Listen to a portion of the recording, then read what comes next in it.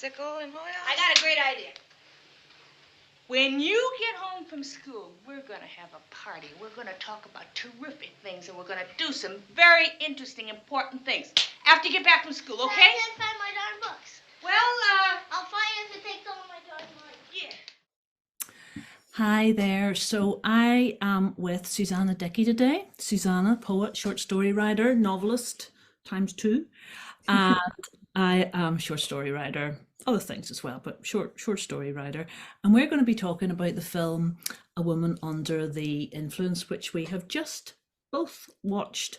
Susannah, did you like it? I loved it. I read a couple of reviews afterwards, and this kind of colored then my entire experience of it, because first of all, I read this very long form piece that I thought was brilliant about it, but it said that kind of 90% of the criticism about this film has got it so fundamentally wrong that the critics essentially should never commit another word to paper and should go off, crawl into a little hole and die just out of sheer embarrassment. Well, what did these critics say? Well, so then I went to find a few of the kind of negative pieces, and it does seem like they are just getting it fundamentally wrong. They're like saying things like, oh, I'm not sure about the ethics of this film. It seems very geared towards offering the husband character a lot of dignity and poise, while it just portrays this woman in a kind of incremental decline into madness. I was like, I do not agree with that at all. And actually kind of and I'm about to say something that probably anyone who is a genuine cinema critic or theatre critic for that matter will be appalled by. But my overwhelming sense while I was watching it was of this concept that Brecht came up with for theatre, which was it's called like Ver from Dungseffekt. I'm also sorry to any German speakers, which like I think translates as to kind of distancing effect. And it's this thing he would do in his plays where the audience was made to be aware that what they were watching was a play. There was no attempt at mimetic realism, and he would employ these increasingly strange kind of disassociating techniques to make sure that you were never believing these people as characters, never believing this story as mimetic or linear or in any way kind of an authentic depiction of reality. And that was kind of my sense in watching this film. And I think it did this in a couple, kind of my sense was that Mabel was aware that she was in a film, that her kind of erratic behavior, her kind of idiosyncratic hand movements, the kind of frenetic quality of her experience was to do with the fact it was almost as though she had a voice in her ear, sort of whispering stage directions to her, telling her what all the other characters were supposed to be doing. I feel like there were times as well with the soundtrack when she's walking down a street, the scene early on when she's walking down the street to a bar, and obviously as the viewers we can hear the music in the soundtrack, but it's clear that she can too, because at one point she mouths along with it. And it just seems like she knows that there is something not real happening within the kind of scaffolding of her reality. That's so interesting, Susie. I didn't really... That idea of almost like she's aware that she's in a film, I didn't really see that, right? But now that you're saying that, I can totally see where you're coming from with it. And what I think as well is the idea of Nick, that he was given some sort of dignity or whatever. I didn't feel that way at all. I mean, what I felt was that he in some ways, in many ways, had similar sorts of problems and difficulties that his wife had, you know. And it was just in some ways that people were kind of more accommodating of those. They were kind of more forgiving of those. So there's one point in that spaghetti scene, you know, where they're all around the table having this spaghetti. And Yeah. he's so kind of insistent on the point that there's so many babies in the neighborhood because it's something in the air. And it's a ridiculous, he says it first of all as a throwaway comment and then becomes increasingly insistent that there is something in the air.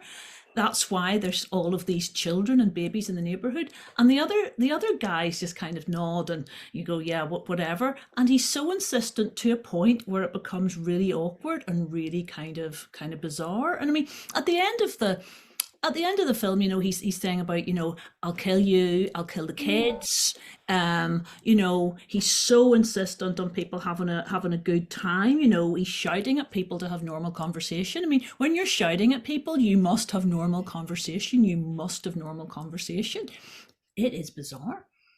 Yeah, the sheer kind of unjustified mad oscillations in his temperament. You know, there's no nobility there. He's like a dog trapped in a paper bag, you know. He just seems completely panicked, and the things that set him off are so counterintuitive. You know, when the doctor is there to collect Mabel for the asylum, and at one point he's arguing with Mabel, and at one point he's arguing with the doctor, and he's, like you say, he's always threatening to kill people.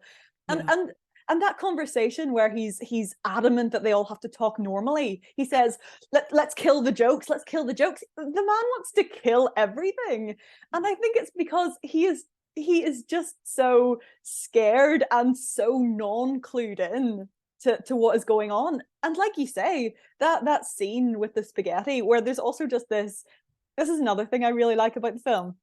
This insane kind of fungible quorum of just like his colleagues who just appear, and none of them have any real defining characteristics. One of them singing, and then another one is singing, and then later on another is singing, and they're all inexplicably beautiful singers, and none of them have any independent thought, really. And she tries to, you can just see that Mabel there tries to kind of unravel that. And she's saying, what is your name? You know, she's trying to differentiate these people. You know, who are you? What's your name?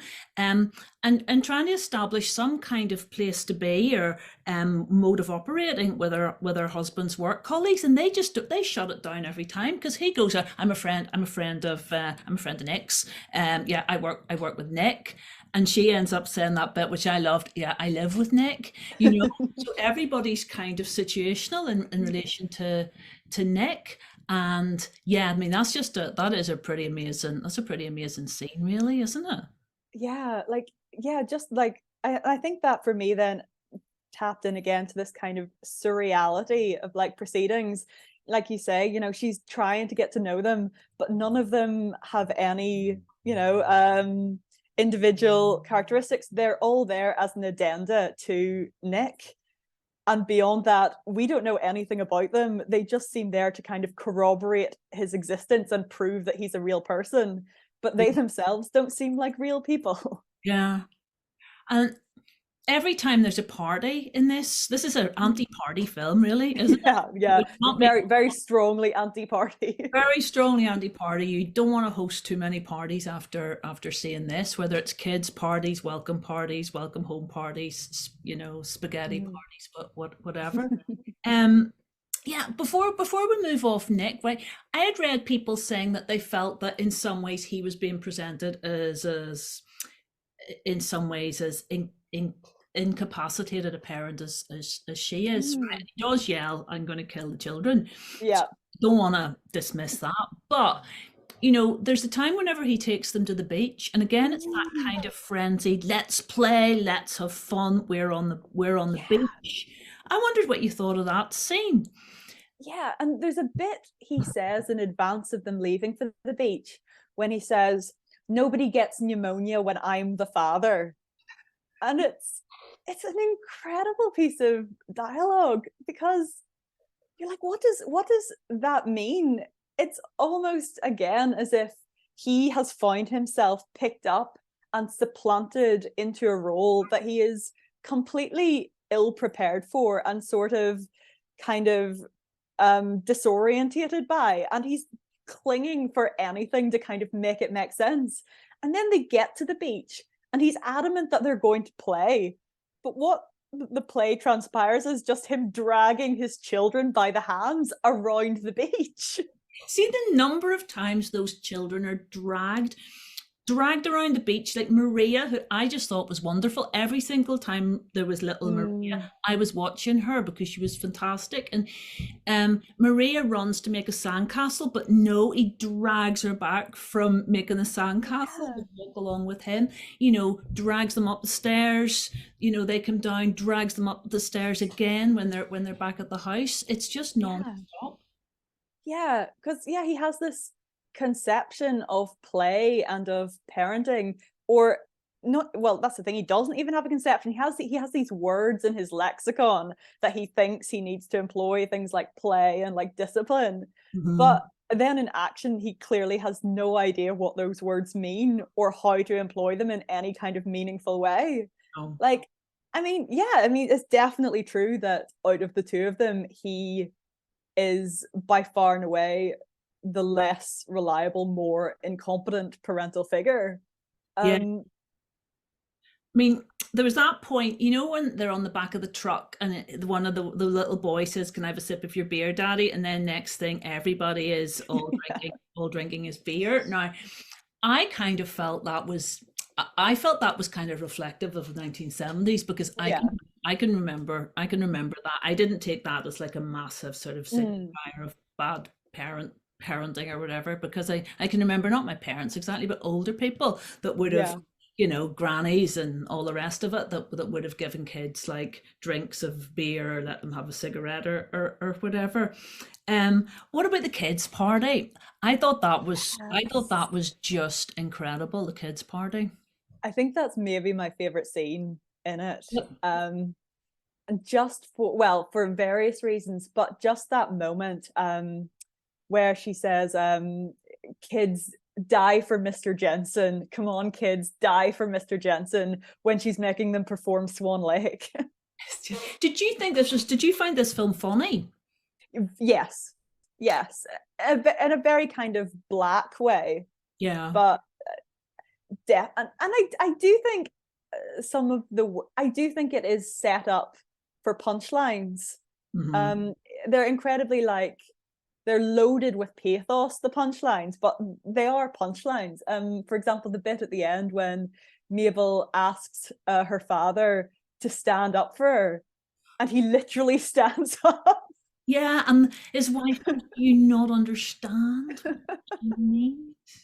Yeah, I mean, that was just the comic timing of that. Was unparalleled. Totally. I mean, I was looking at a review. This was Richard Dreyfuss had said about it. I don't know if you saw this. "Incredible, disturbing, scary, brilliant, dark, sad, depressing movie." But I definitely would throw in funny. I think it's really in places. I mean, there was a part in that scene with the children's party where the other parent says, I don't know if you can remember this bit, where the other parent says, I'm worried about the kids. You know, I don't want to leave because I'm worried about the kids. And Mabel goes, which kids? Like the kids around us. I mean, it was right. And there was whenever she picks up the children, I think my favorite scene was maybe the one where she, you know, that where she's out on the street and she is picking the children up from school. And it's such a busy street that at first I thought, oh goodness, she's in absolutely the wrong place. She couldn't possibly be picking up children from this particular street. But then the children get off that big yellow bus and so on. And to me, she's dressed like one of the children, you know, in terms of those outfits that she wears, you know, the ankle sock shoes, a little short kind of shift dress. She's pretty much, her outfit's pretty much interchangeable with her tiny little daughter. And, you know, she's there saying, you know, and she skips along with them, and she kind of plays with them as if they're a little child, as if she's a little child. And she says, you know, I hope you kids never grow up, and you know, I've never done anything of any value apart from have you. And then she says to them, you know, how do I appear to you? Do I seem like a mom, or do I seem like a dopey person, or do I seem a mean person? And they're so affirming. They're like, oh no, you're lovely, you know. I thought it was lovely, that scene, but so sad. Yeah, because I do think part of what makes Mabel such kind of anathema to the other kind of, you know, authoritative adult figures is that she is kind of capable of that very kind of lateral childlike model of thinking, which I think is what makes her so beloved to her children, and actually probably an incredibly empathetic and excellent mother. But that is then weaponized against her, you know, because she wants to make jokes, because she wants to perform Swan Lake on the lawn surrounded by balloons. You know, these are all held up as markers of her incompetence and her mental instability, when in fact they are probably completely consistently in keeping with how her children view the world. And I mean, I love that scene too, where she picks them up, because like you say, it's so set up to feel like something's gone horribly wrong. You know, she's asking people on the street for the time and getting increasingly frenzied, and everyone is ignoring her, is treating her as a mad woman. Then there's that mad scene where she stumbles into the road, and a huge truck with crates of Coca-Cola pauses for a moment behind her and then leaves. But then, yeah, the kids do arrive, and she takes them home, and it's wonderful and it's blissful.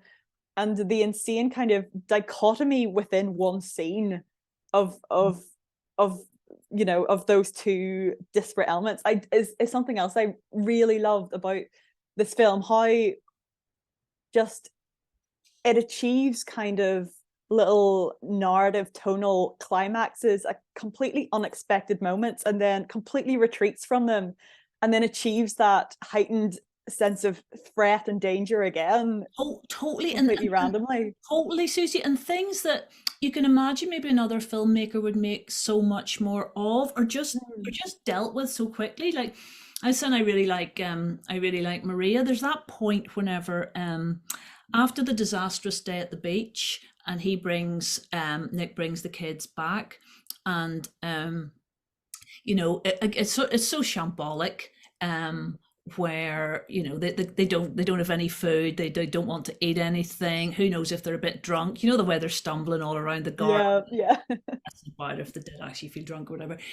And they're going to sleep in their clothes. So it's all kind of shambolic. But then Maria says, you know, will you sit down in the bed with me? It's a real tender little moment, and you all that happens is you can kind of see it's kind of out of frame, and it's kind of as well just like a sort of a, I don't know, just a bit of a movement that he's sitting down in the bed with her, but it's kind of cut then, that's it. So, you know, it's not like Nick's an absolute disaster there at all, but it doesn't dwell on it. That little moment that you could imagine would be this kind of redeeming little, you know, piece of even sentimentality at the end of this shambolic day. It's not dwelt on, it's just like move on.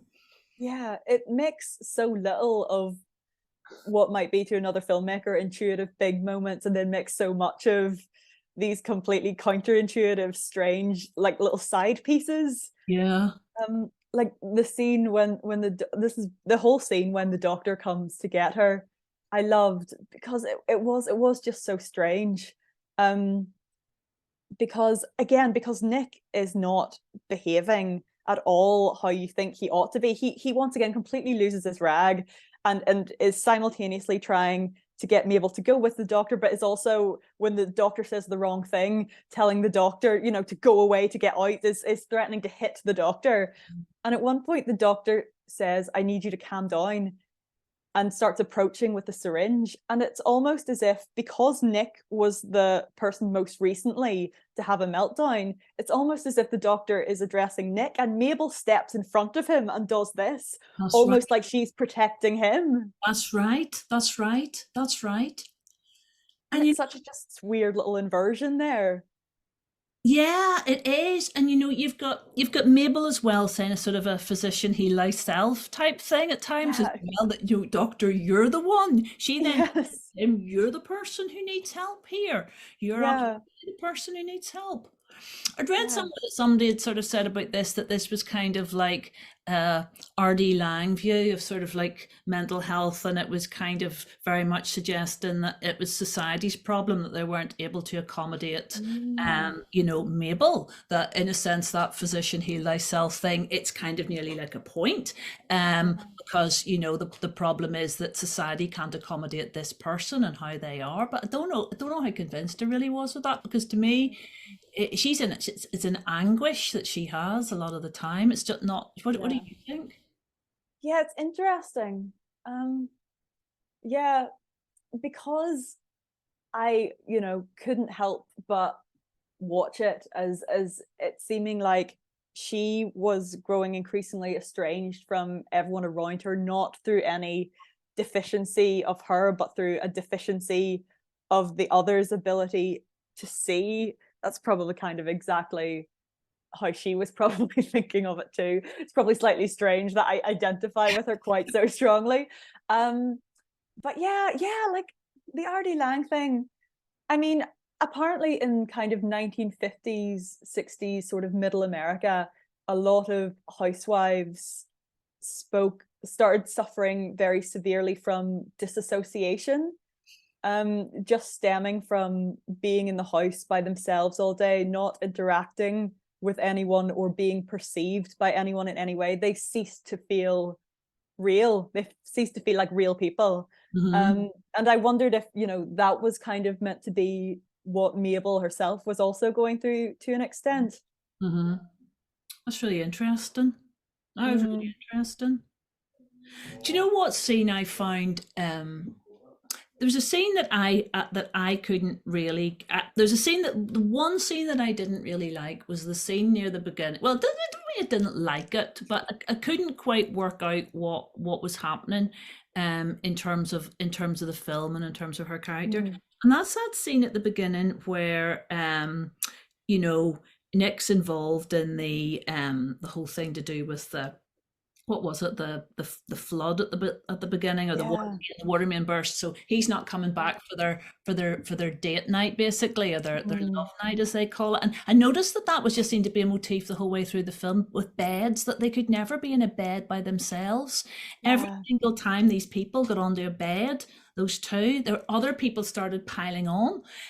So it Mm, was just always other people in their bed, quite literally. But the way she goes out, she goes to a bar, she meets this other guy, she brings him back or whatever. To me, that seemed almost like a scene from a different kind of film with a different kind of character. Do you know what I mean?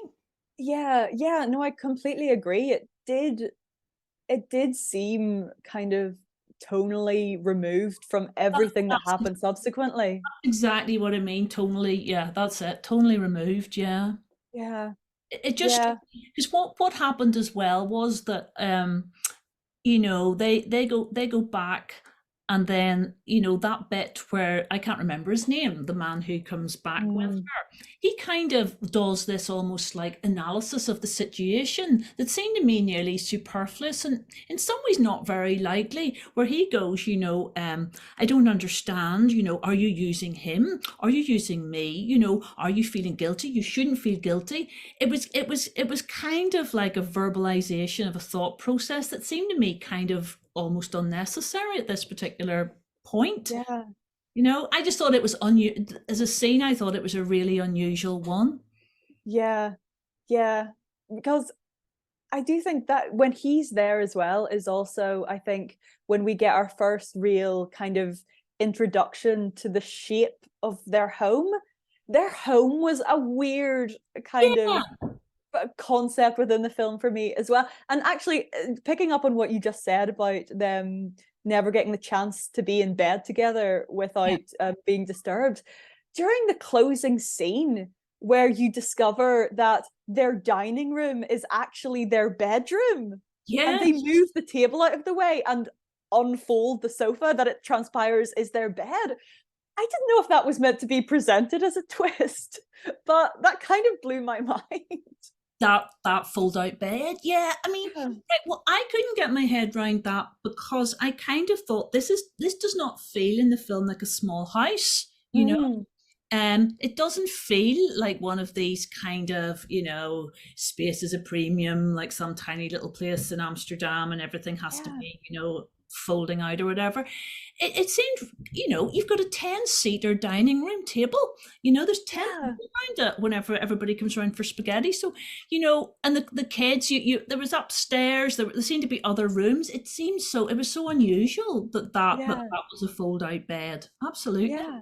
But I wondered if that was then kind of meant to be a sort of little kind of aside to us, this comment on the encroachment Mhm. of their kind of potential romantic relationship, this perpetual encroachment of the domestic, either the kids and the granny are in bed with them, Yeah.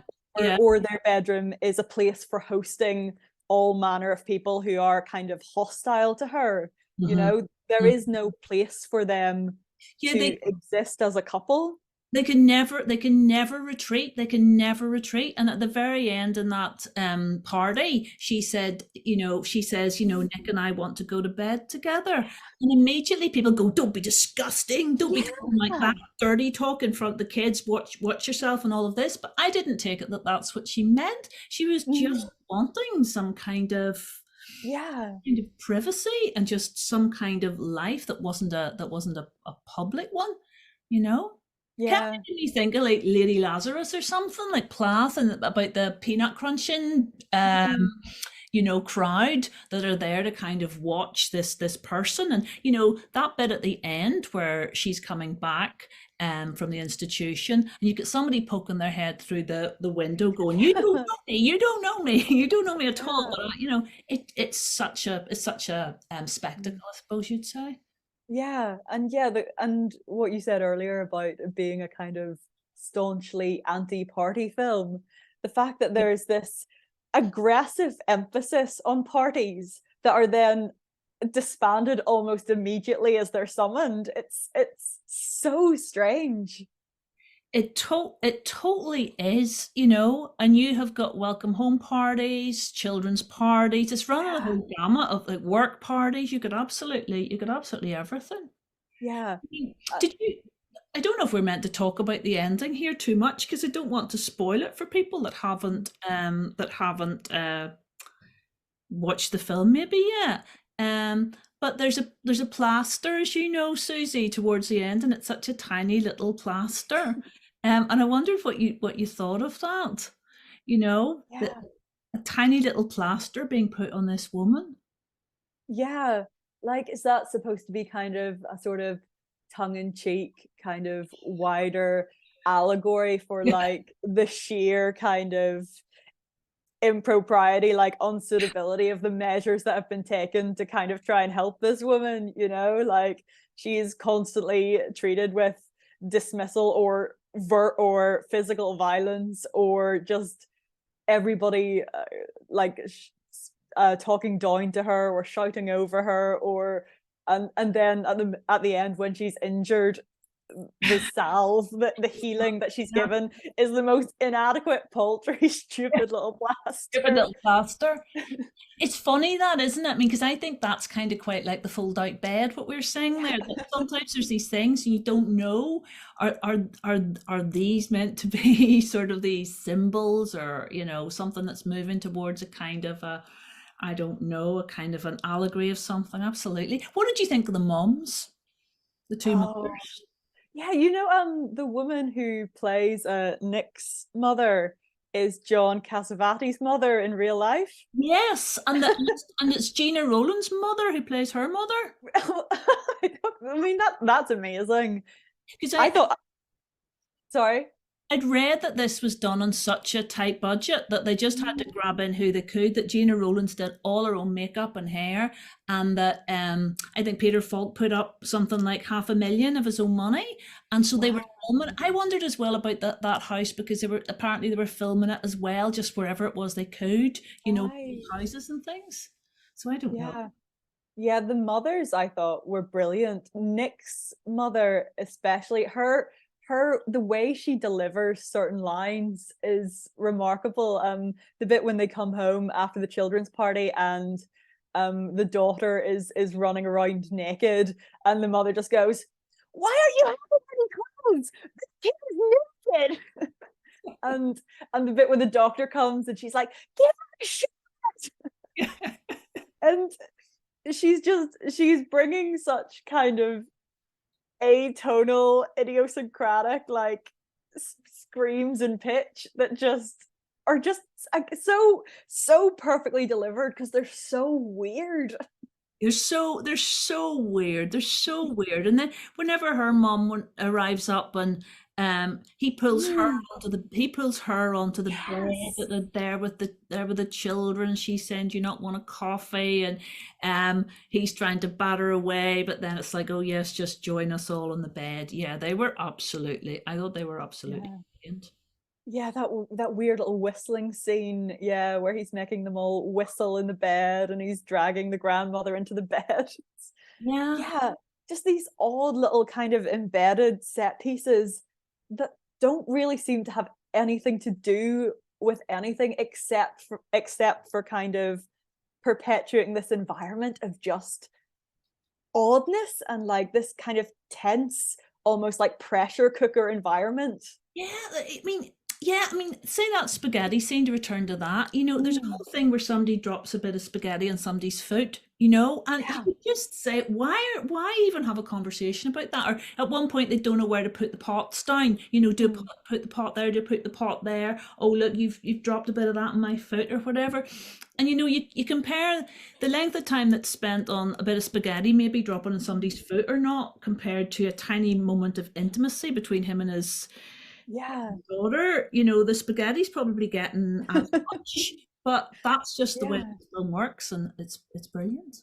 Yeah, because he's doing something that seems so counterintuitive in filmmaking, in that he's devoting to the most like tedious kind of quotidian stupid moments as much time, if not more so, than he's devoting to the big moments of emotional pathos, which is probably exactly what you might be taught not to do in film or in plotting or in narrative. It's, roll over the boring stuff, whereas he is giving to the boring stuff exactly the same weight and magnitude Hmm. um as the kind of big emotional moments, and that again cultivates this vibe of what, like, this is not a normal film. This is not a film as I have been taught to think about or understand Hmm. filmic technique. And Hmm. it's remarkable for that, because It is, and that final scene with the party and so on, it is just it's so heartbreaking. But then you've got all this talk about Tina's ass. My God, your ass, Tina, it's so big, right? It's like, yeah, you know, because total, also yeah. we've never met Tina before in the film. I was like, who the fuck is Tina? And she's like, "Yeah, my ass is really big." Yeah, I mean, yeah, you're right. Who's Tina? And then suddenly and you can't help but kind of find it quite funny, even Yeah. though this is just such a scene of total pathos. Did And you then that, notice that when she gets up that she knocks Maria, Maria's there just like, oh, like that. It's just a tiny little thing, yeah, yeah. kind of like And collateral for all of this, hardly noticed, but yeah. yeah, the body work and the body acting in it is incredible. Obviously, like Mabel or Gina is giving it stacks. She's so about the movement. She's doing so much kind of twitching Do and you ever think there's too gesticulating. much? Because I know sometimes there are critics saying, Mm. "Oh, it was like, too much. This was Mm. indulgent almost. It was over the top." I really didn't. It really worked for me. Yeah. Um, because I do think the film sort of, in the way that I think the best kind of art does, I think it teaches you how to engage with it as you're engaging with it. And Yeah. I think this film taught me from the beginning that this was almost completely on a kind of parallel with everything else that was happening in kind of very disparate ways, everything was kind of coalescing to the same environment, and her little like twitches and movements did not feel too much to me at all. No, me neither. Come over here. Come over here.